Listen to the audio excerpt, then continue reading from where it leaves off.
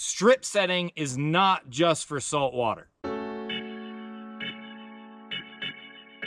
Hey, I'm Ben. I'm a huge fly fisherman, and today we're going to talk about diversatility in fishing. If you're not sure what diversatility is, that's probably because it's a made-up word. But you're a fly fisherman, so I know you're smart and you can figure it out. I'm talking about diversity and versatility in your fishing. To be the best angler that you can be, there should be diversity in the fish that you are fishing for and the situations where you are trying to catch those fish. You should also be versatile in the methods, techniques, and gear that you are using to catch said fish. Diversatility will make you a more well-rounded and knowledgeable angler. I've talked about this in a recent video, but how about some actual examples? Let's start with trout. Boring, I know, but you might learn something here. You don't catch trout just one way. Let's see, we've got dry fly fishing, bobber nymphing, streamers, swinging wet flies, weird stuff with long rods and no fly line, and certainly some other stuff I'm forgetting. To be a really great trout fisherman,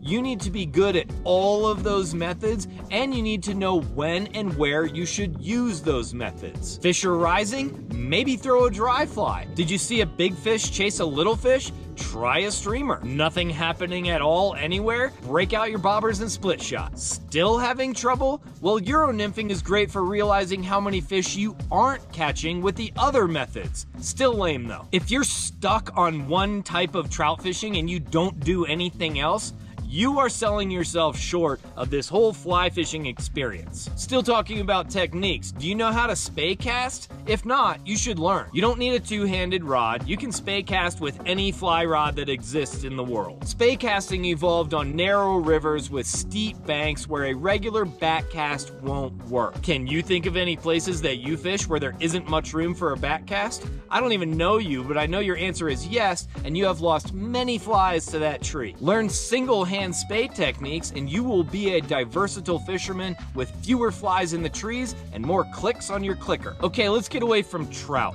I've talked about how diversatility can broaden your fishing worldview of different fishing situations. But it can also show you how two wildly different scenarios are actually similar. Take carp, for example. As a freshwater angler, carp fishing is the closest thing you can do to saltwater flats fishing. Salt guys don't like to admit it, but fishing for carp is great practice for redfish, bonefish, even tarpon and permit. But let me be clear, I'm talking about real carp fishing on flats with cruising fish, not the carp that hangs out near the spare tire in that drainage ditch behind your house. Flats fishing for carp is damn near the same thing as fishing a tropical flat for whatever, just smellier. All those hotshot guides in the Keys with giant heads and egos are really just carp guides. I have a question for you. Are you the type of angler that likes to cast at structure? Logs, rock piles, docks, overhanging trees? Yes? Well, are you a bass fisherman or a snook fisherman? Could be either, because you're casting at the same stuff. Take a bass guy from Tennessee and put him in the Everglades, and he's gonna know exactly what to do. Put a guy from Matlacha in a glitter boat on Toledo Bend, and he's gonna fill that live well. If you're not getting this yet, there are a lot of similarities between bass fishing and snook fishing. Let's talk about non-fly fishing gear. I said earlier that Euro nymphing is good for realizing how many trout you aren't catching. Fishing with gear is the same way. You can do a lot with bait casters and spinning rods, lead weights, or even live bait that you could never do with a fly rod. I encourage you to learn how to skip a frog under a dock, how to Carolina rig a brush hog, set a tip up for pike, back troll for salmon, bridle a marlin bait. Learn anything you can about any type of fishing. It will open your eyes. You will learn the limitations of fly fishing. But the way I see it, you should also learn to love those limitations. This is why you are fly fishing.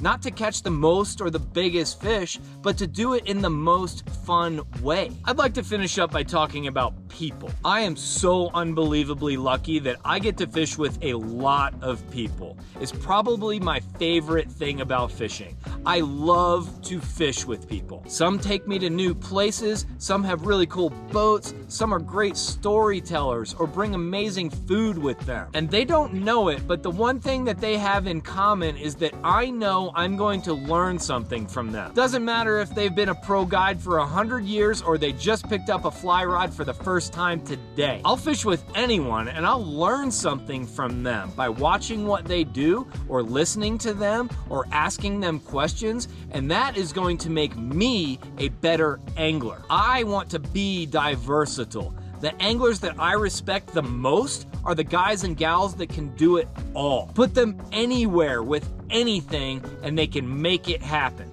I want to be that angler. And there we go. We are at the end of the video. Do you have any examples that you can add? Maybe you learned something that ended up being useful in an unexpected way, or how two situations that seem different are really kind of similar. If you have something to add, the comment section is right down there. Thank you as always for watching another one of my huge fly fisherman videos. I will be back as soon as I can with another video about fly fishing for you. Until then, make up some words to describe your fishing and stay huge.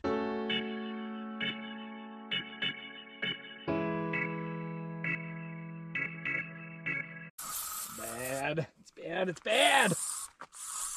Oh.